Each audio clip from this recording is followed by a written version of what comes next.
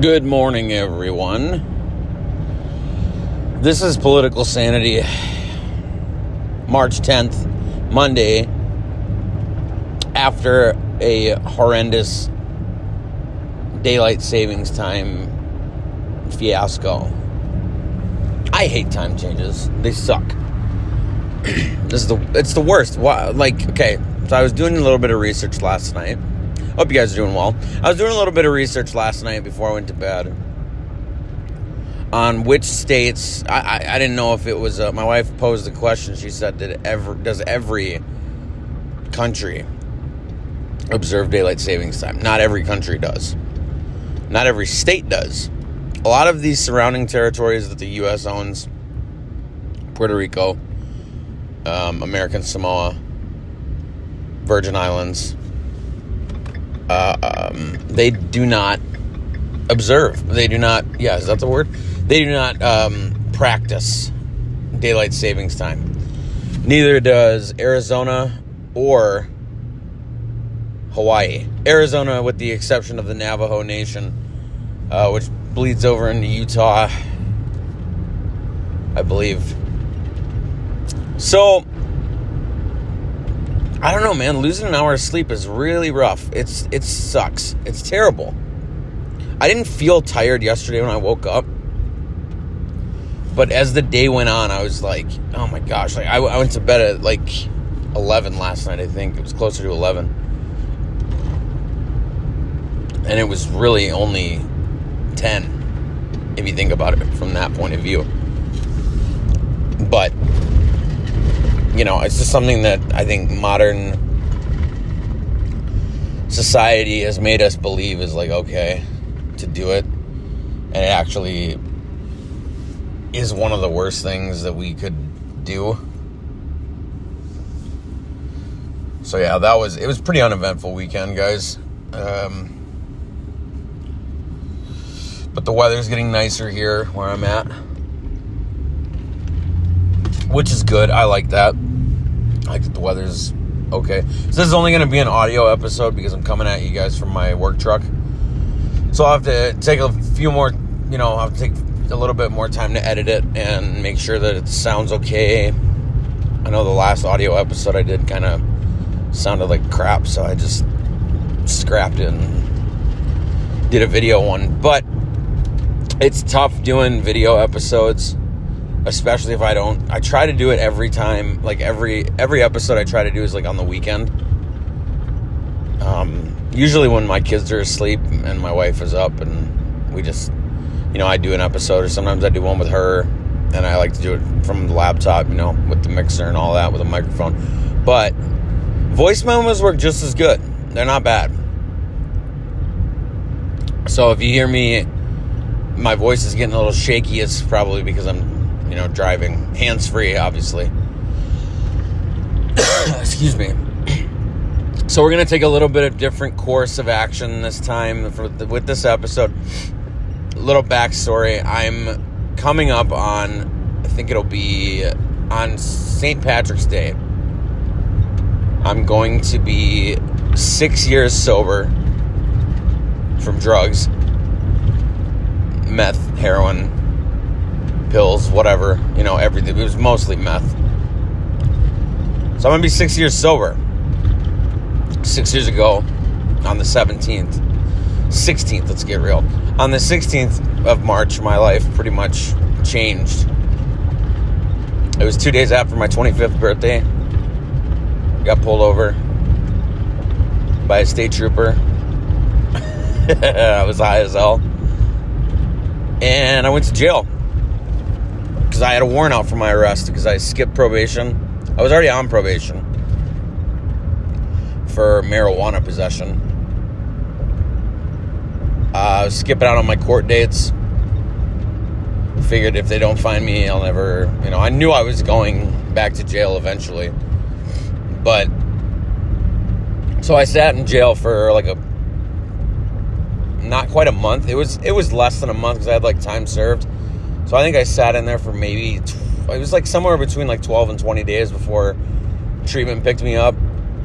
And I went to treatment, and that was like the beginning of the rest of my life. essentially, to where I'm at now.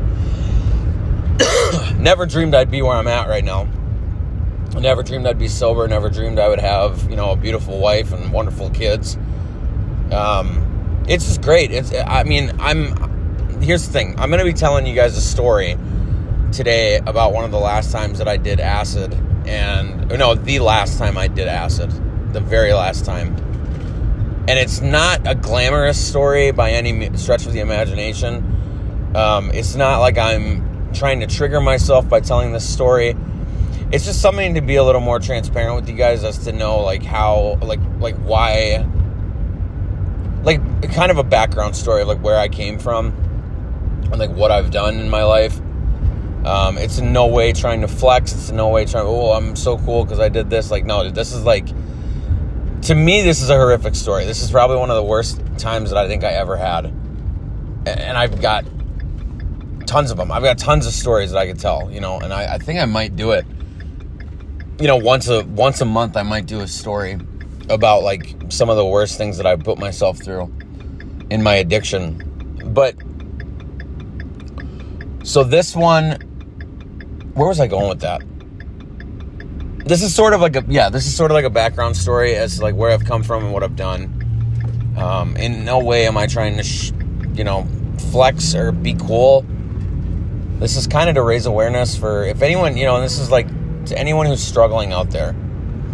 This is my message to you, don't give up. Don't think that your life isn't worth it, because this is a moment in my life where I thought my life was not worth it at all. And yeah, I don't know. I've been trying to figure out how I can tell this story. I've been trying to write it down. It's I can't really write it down. I'm just going to wing it and remember what I possibly can. So bear with me. So this was this is between February and March of 2019. I'm from southern Minnesota. There's a town close to the Iowa border called Jackson, Minnesota. So I would bounce around. I was like a loser. I was living with my grandparents. I didn't have a job. I didn't really have a purpose in life other than to just get high and keep getting high.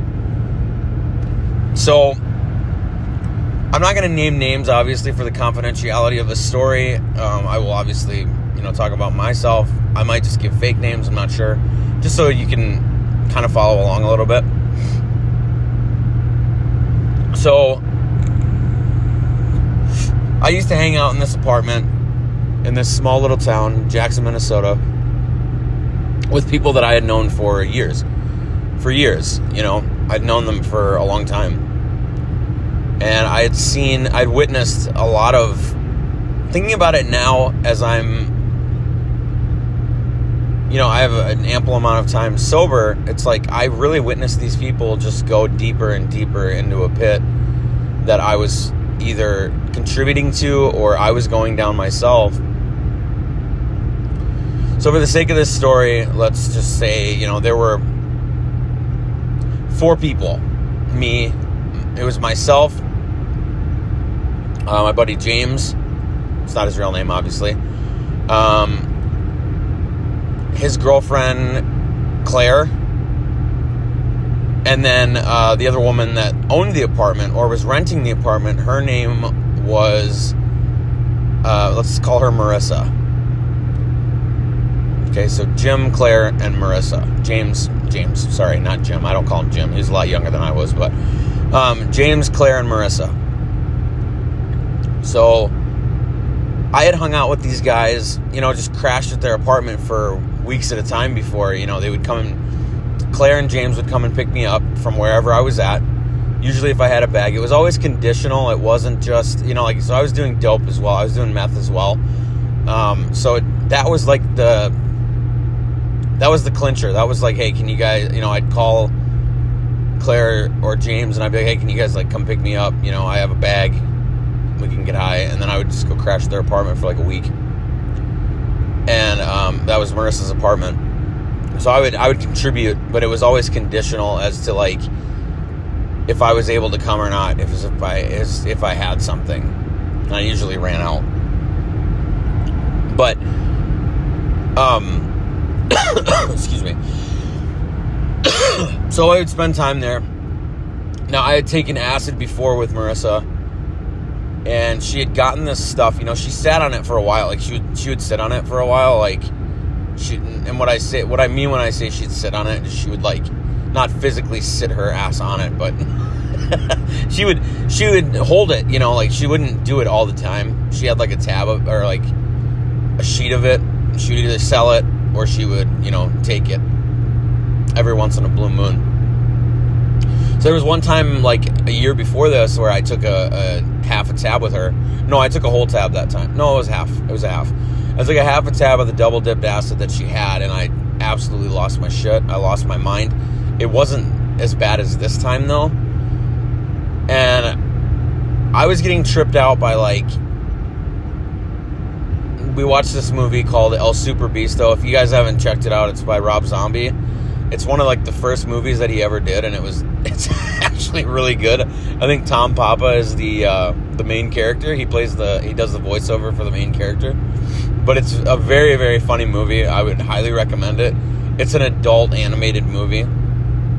Very funny. I'm not going to give the synopsis away. Just go check it out. I think it's called The Adventures of El Super Beasto, if I'm not mistaken. So I was getting tripped out. That was the only thing that really calmed me down, though, because Marissa was playing, like, what's that band's name?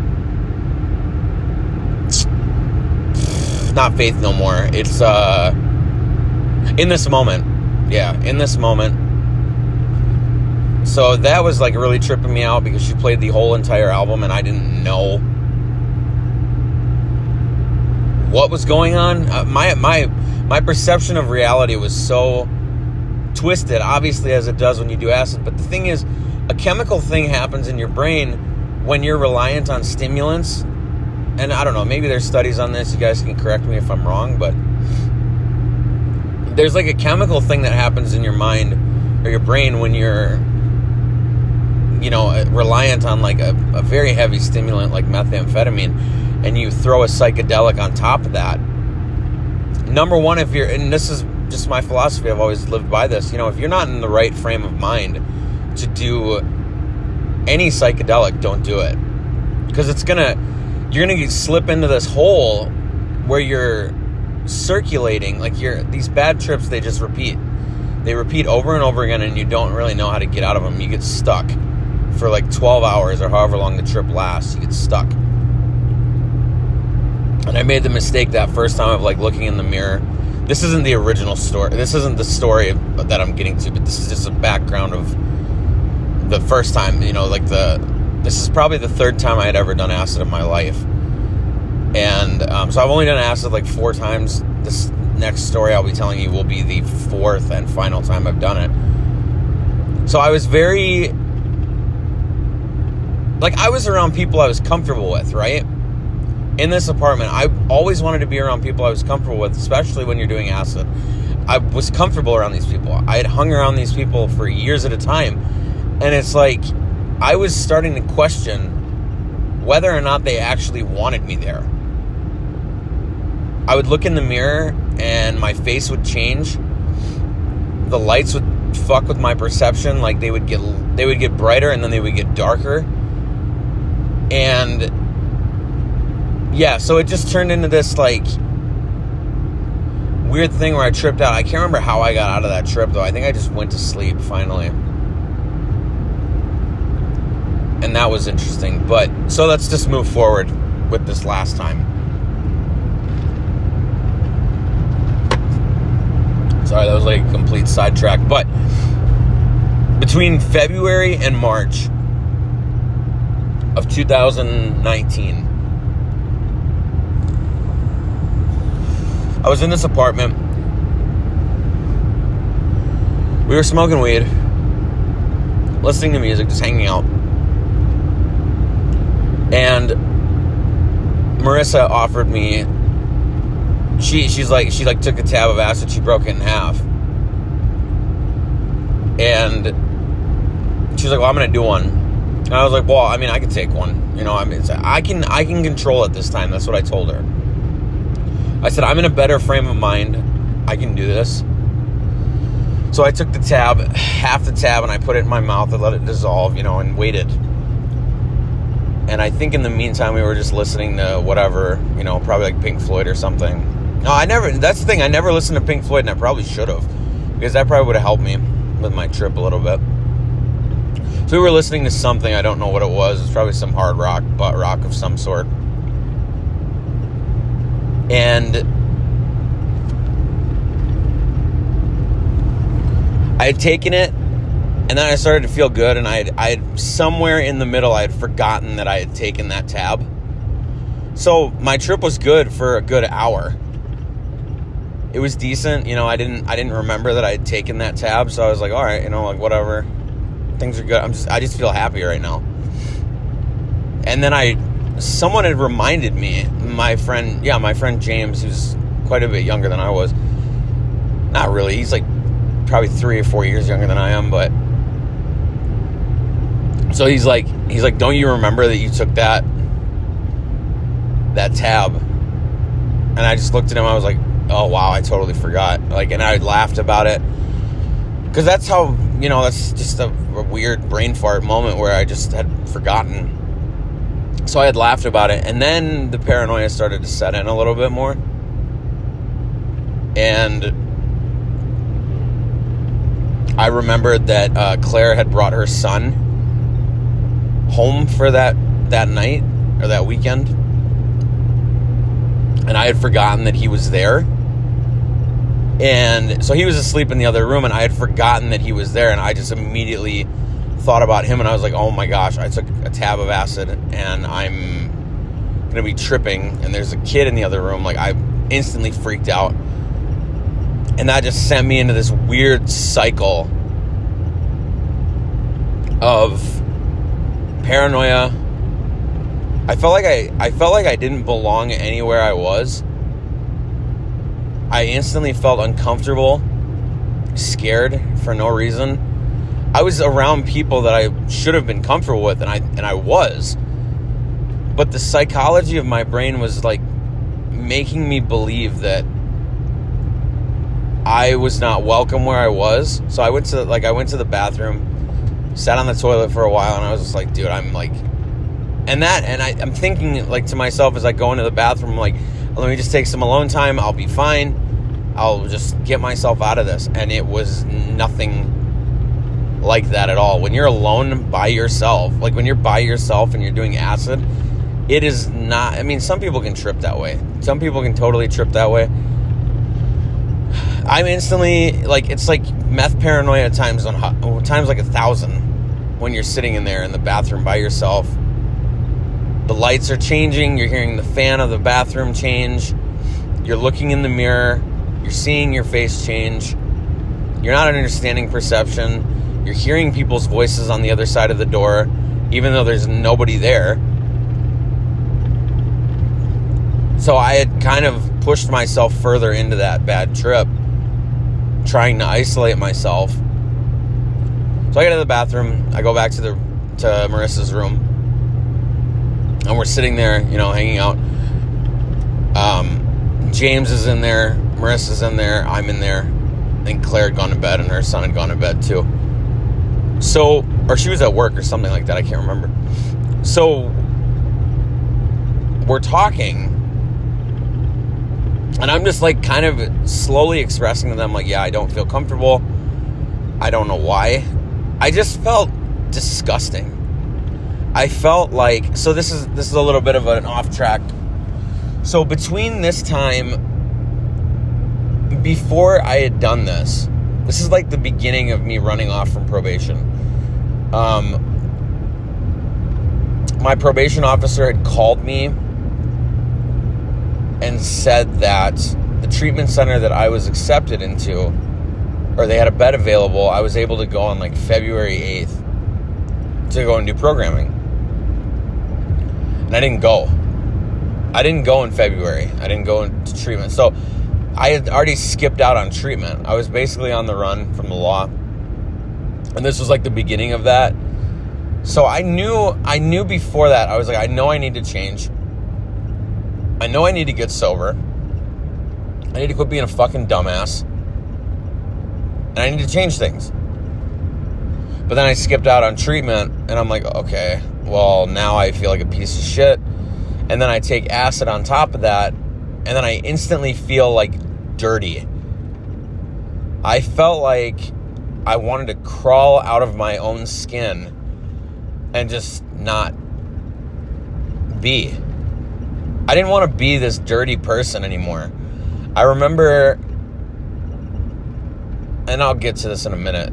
So anyway, we're sitting in there with, sorry, I'm not a very good storyteller, guys, but I'm sitting in there with James and Marissa, and I'm just expressing to them, like, I don't feel right. I don't feel good. I don't feel like myself. I feel like I'm an imposter right now.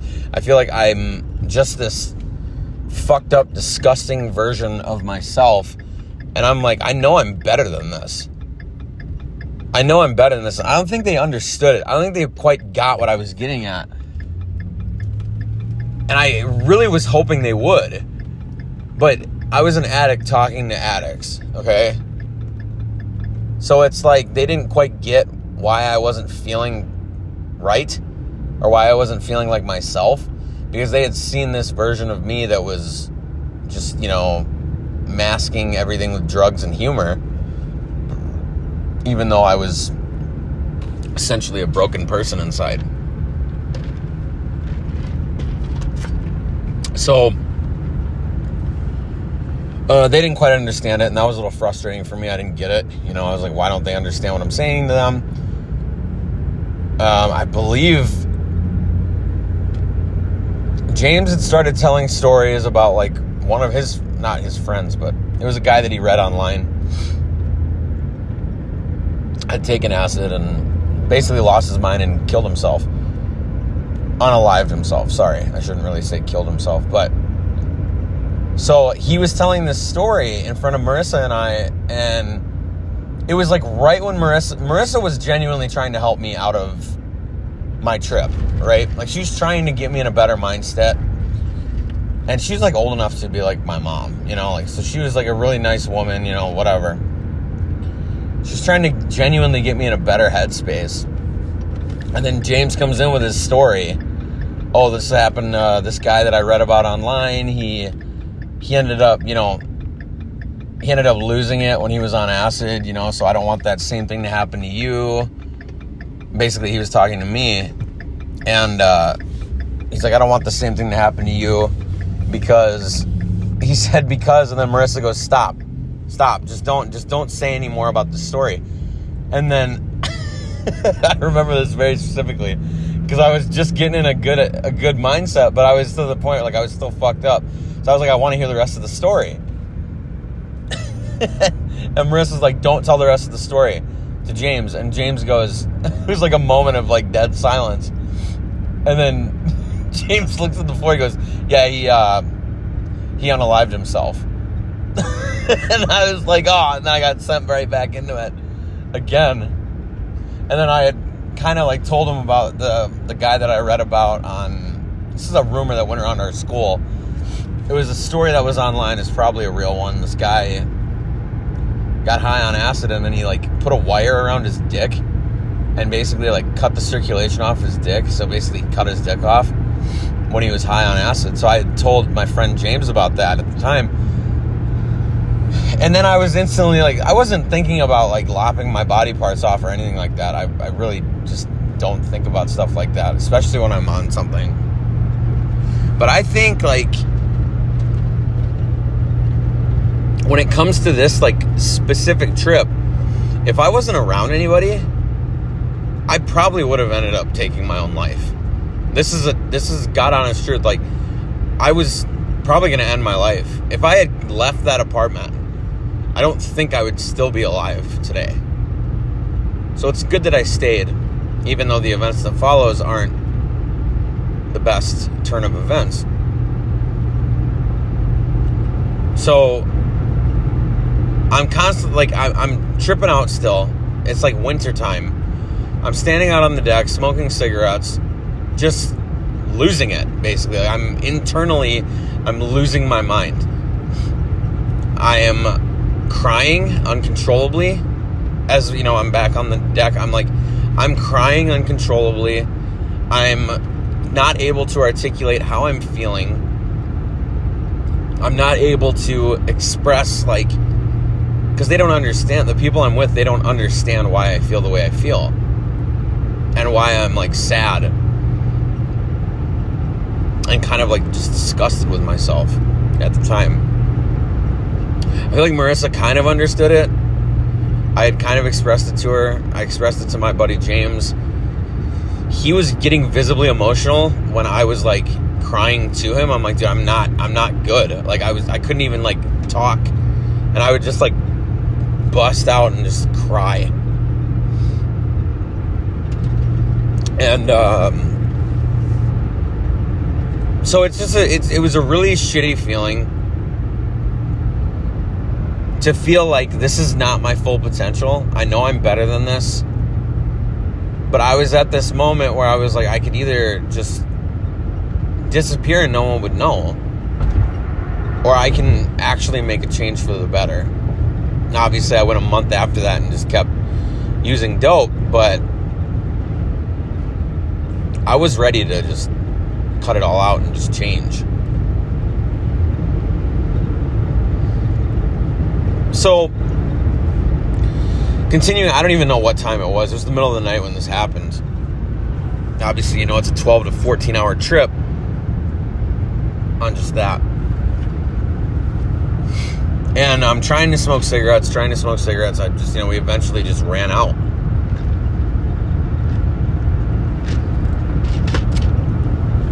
And I remember daylight was coming. And my girlfriend at the time was in prison. So my girlfriend at the time, she was Claire's sister. Older sister. And she was in prison. I hadn't talked to her in a long time. She kept calling my phone every day. I just I ghosted her. Well, she called Claire's phone. And I was on one. I was losing it. I was just crying for 10 hours straight. I was just crying over and over again. I was just crying and crying and crying, just bitch status, And so my girlfriend at the time had called from prison and requested to talk to me. And she was very upset. She was like, I haven't talked to you in months, and this is the first time I've ever been able to get a hold of you. I was cheating on her the whole time, okay? I was cheating on her the entire time she was in prison. Because I was a piece of shit, again, that relationship was not great, but I was not loyal, and I don't think she was either. But that's not the point. I'm not excusing the fact that it happened. She'd called me and she'd called her sister, and she had said, I haven't talked to you in months, and this is what I hear, that you're high on acid, and you're, freaking out, and you're losing your mind. She's like, you need to get your shit together, and you need to get sober. And I told her, I said, okay, I'm going to get sober. I'm going to get sober. I'm going to do that. So I had hung up the phone. I think at one point I had been like, I need you to just get out of prison. I need you to come be with me. Not understanding it may not have been a good relationship, but it's that was the comfort that I needed at that time in my life, was her to just be with me, even though our relationship was absolutely bonkers, batshit crazy. And it was a really stupid thing to just say, oh, I need you to get out of prison and come see me. She's beginning a 2-year sentence. She was a year into a 2-year sentence. But, so I had hung up, she had hung up, or whatever time he got cut off. She hung up, and I was like, all right, I'll be okay. And I was like, I need to go to sleep. I have to go to sleep. This is in the morning. So it's maybe 7, 8 o'clock in the morning. So I went back into Marissa's room. Now, Marissa was one of the women that I had cheated on my ex with at the time.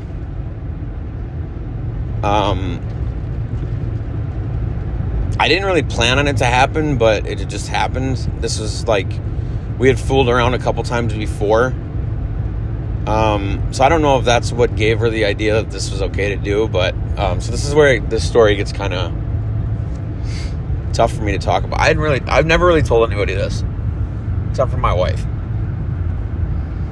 So I was high. Obviously, this whole story is me being high, tripping badly.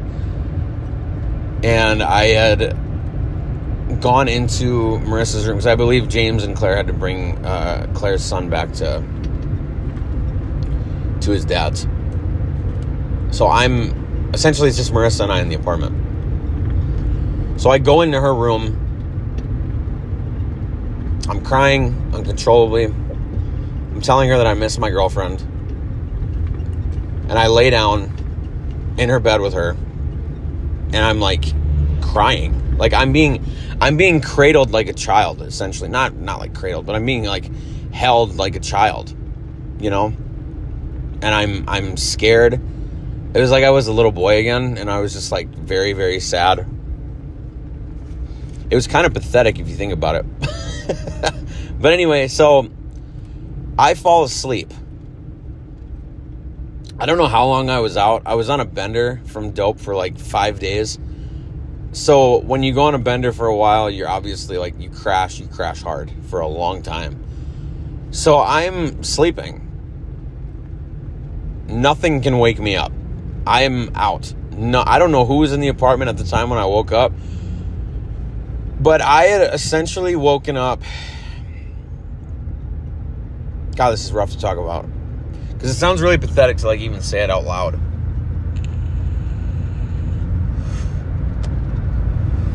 So I fall asleep in Marissa's bed. I'm out of it. You know.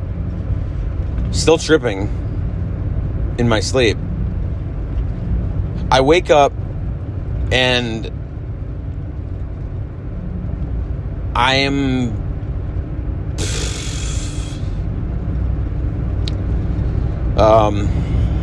okay. I can do this. I can talk about this. So hold on. I wake up and I'm feeling like this insane amount of like euphoria and pleasure. My eyes aren't open at all.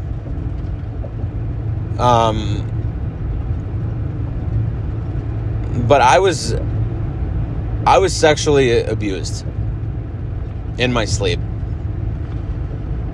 by this woman that I was supposed to trust with being my trip sitter. And now, like I said before, you know, her and I had fooled around a couple times before that.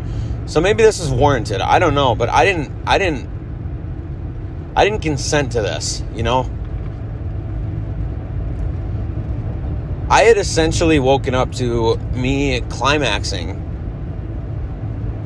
This is going to get an 18 plus rating. I had essentially woken up to climaxing. And I didn't consent to it at all. In the moment, it felt great, you know? In the moment, I was like, oh yeah, like this is awesome, you know? But as I got sober and as I had thought about it, you know, I told James about it the next day. We went on a walk and I told him about it later that day. I was like, dude, like Marissa took advantage of me in like my lowest state. And I honestly felt like super disgusted, or like disgusting and disgusted, violated, used. And I know it sounds gay for a guy to be like, oh, well, yeah, I was sexually abused. Like, dude, what? Oh, you got your dick sucked and you're like crying about it? Like, no, I'm not. I haven't cried about it because I'm not like, it just makes me feel like really dirty. It made me feel dirtier than I did in my trip, like the night before, that I had been just taken advantage of like that without my consent. And I don't know if this was her way of like trying to make me feel better or what it was, but I remember that happened and I was like, I fell back asleep again and I woke up later and I was obviously not tripping. I was tripping a little bit when I woke up again. After that all happened, this was like a couple hours later, I had woken up. And I just remembered, like, James and I, we had walked down to the store to go get something. I can't remember what it was. We went to go get, like, orange juice or something.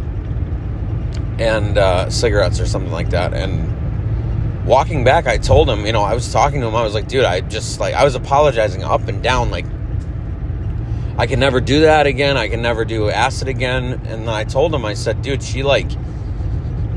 Marissa, like, took advantage of me. And then I had told him as well, like, I was still, like, on my high a little bit. I said, this is, like, God came and spoke to me in the middle of that trip. And he said, you are so much better than this. And he said, you need to stop doing this crap where you're, like, doing anything and everything to get high.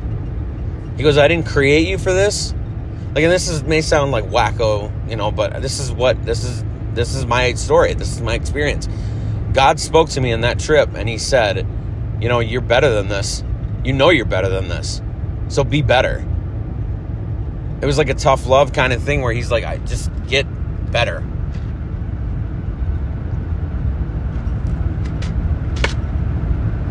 So I had never, like, I'd gone back to Marissa's house a couple times, like maybe one time after that. But that was like it was a weird experience.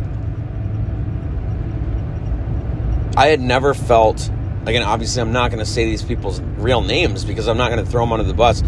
Like, it's water under the bridge. I've forgiven her for what happened, because I don't know her point of view. I don't know. I just know how I feel, and I had never really expressed that before.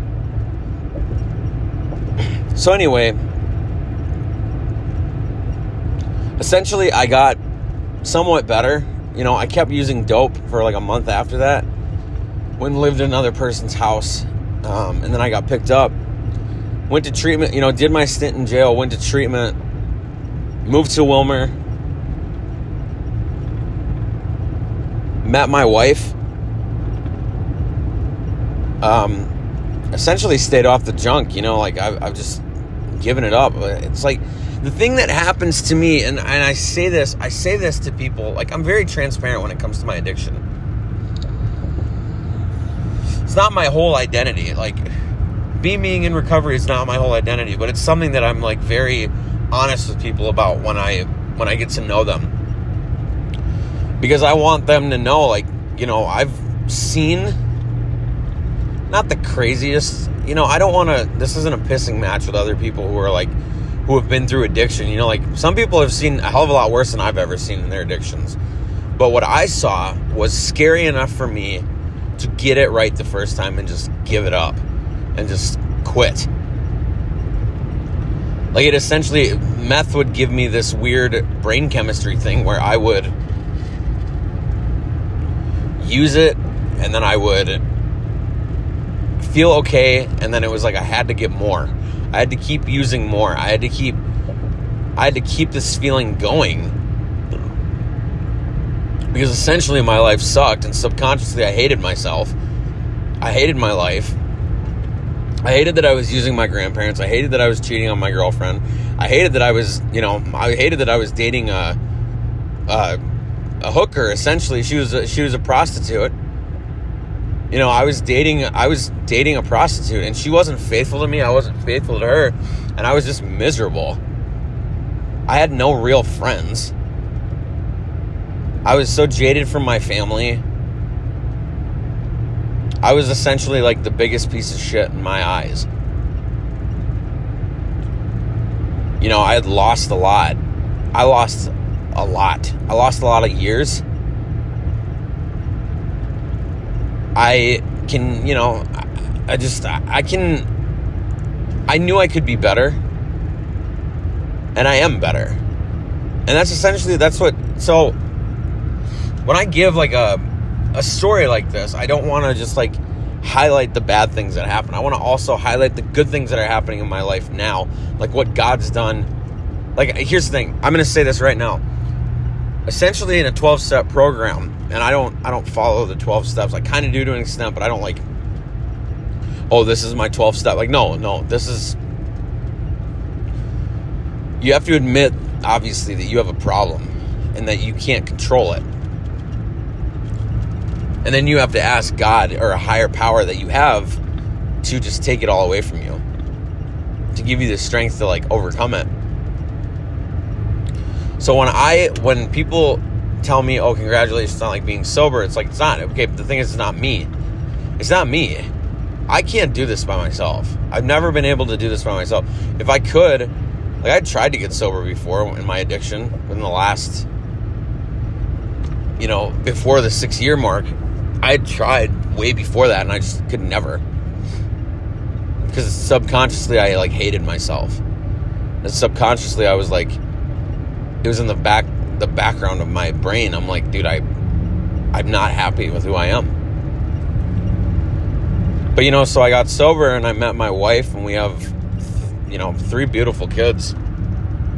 5 if you count the 2 from her previous relationship.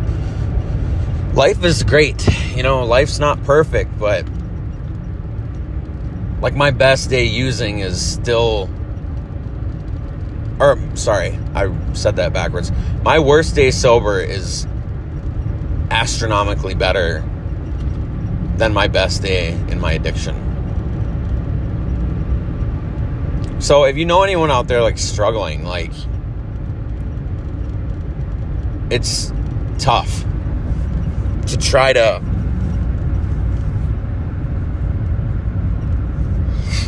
like get it together.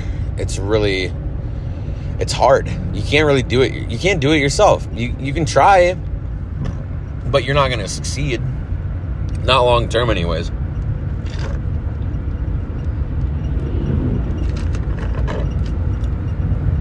But essentially, like now, I still think about like smoking weed. Like, yeah, that'd be fun to like smoke weed.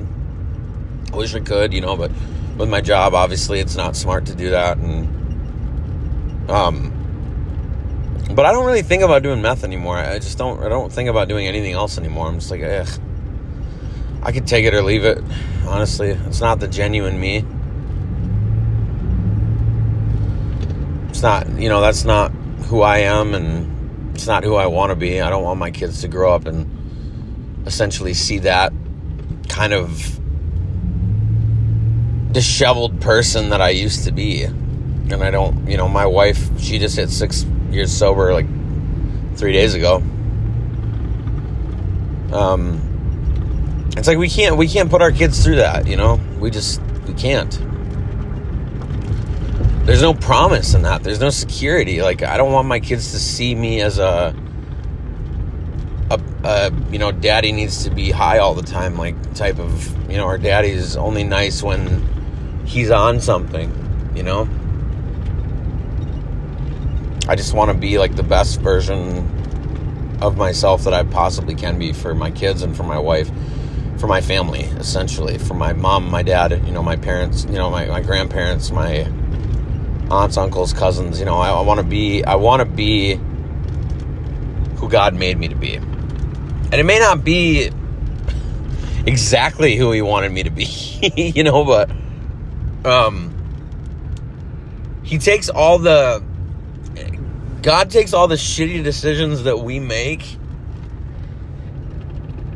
and he meets us where we're at, and he's like, you know what, just come here, like, I'll work with all this. I'll work with all these bad decisions you made, these bad relationships you've had. I'll work with you on this, and we'll make it better. But you got to put forward that effort to make it better. You can't just be like, oh, well, God will take care of it. Like, no, you have to put in that effort. You have to pray for that effort, that motivation, that drive, that determination. Because otherwise, you'll just fall right back into your old ways again.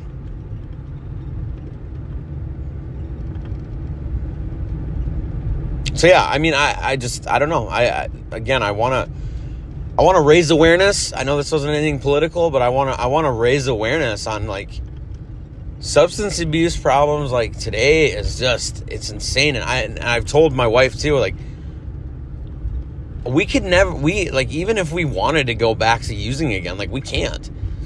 It's so much of a game of like Russian roulette now with the fentanyl coming through. This is where it's going to get political. Sorry, guys. This is between the fentanyl coming through the border, the xylazine, all the stuff that's going to kill, that's killing people, that's killing the youth in our nation, that's killing mothers, sons, daughters, brothers, fathers. I mean, just look at Kensington Avenue, for one. Look at Skid Row. Like, any of these places, like, you see these people that are... It's someone's family member.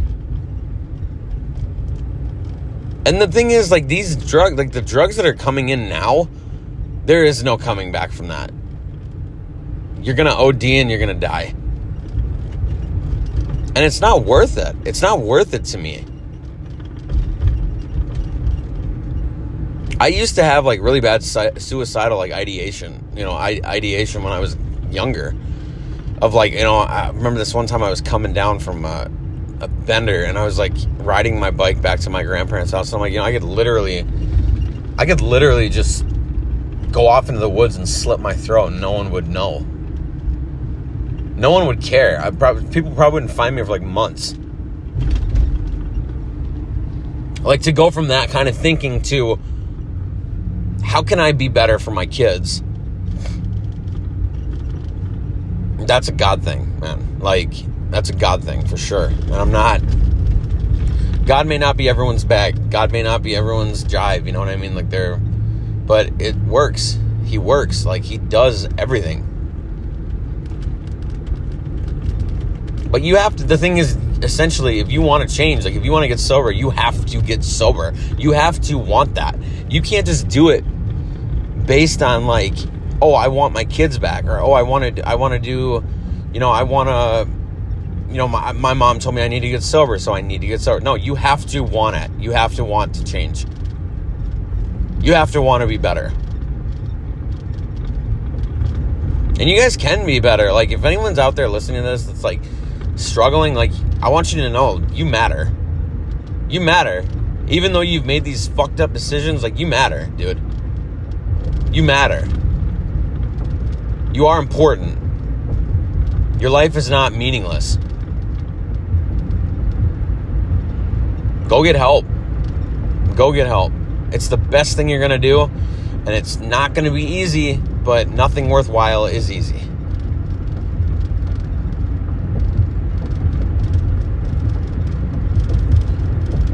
Yeah, I don't know. I'm probably going to do a story like this once a month. I might talk about the time I got carjacked. That's a fun story. That was like the worst 4th of July in my life. But I think, the thing is, this is what I think. I think all these bad things happen to me based on the decisions that I made. A, because God punishes, He'll punish for bad, decisions that I make. He does. I'm sure he does that.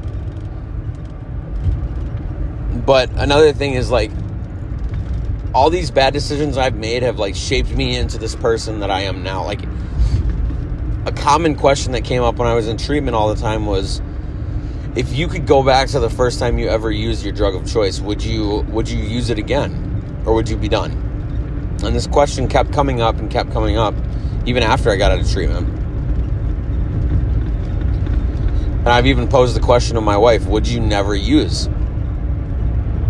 Some people say, yeah, they would never use. Some people say, a lot of people say they would never use the first time. Me, what I say, if someone asks me that question, would I ever use, if I could go back to the first time I used meth, would I use? Yeah. I would do it all over again. Literally, I would do it all over again. Not because I miss it, but because of the life that I have now. I know if I went back and I didn't use, I would not have the life that I have now. I would not be talking to you guys right now. I'd probably be, I don't know what I'd be doing. I don't know. But I know my life wouldn't be this good. I have stories, you know, I have a history, and I have something that it's authentic. It's not fake. None of this is fabricated. This is all real. Like, and I'm proud of it. I'm actually proud. Like, on some level, I am somewhat ashamed, but it's like, what can I do to change it? I'm proud of who God has shaped me into and refined me into. But I can always be better, you know? But, you know, I don't know. I hope you guys enjoyed the story. I know it jumped around quite a bit, but it feels like a weight has been lifted off my shoulders to be able to talk about this and to be able to express, to share this story with people. So, number one, guys, I appreciate the support. I appreciate the, you know, just being there and listening to me rant and rave and tell stupid stories and just giving me this platform. So, I hope you guys have a great week. I hope you guys have a great Monday. Mondays suck. Mondays are the worst. But just, you know, be good to yourselves and be good to each other, guys. God bless you.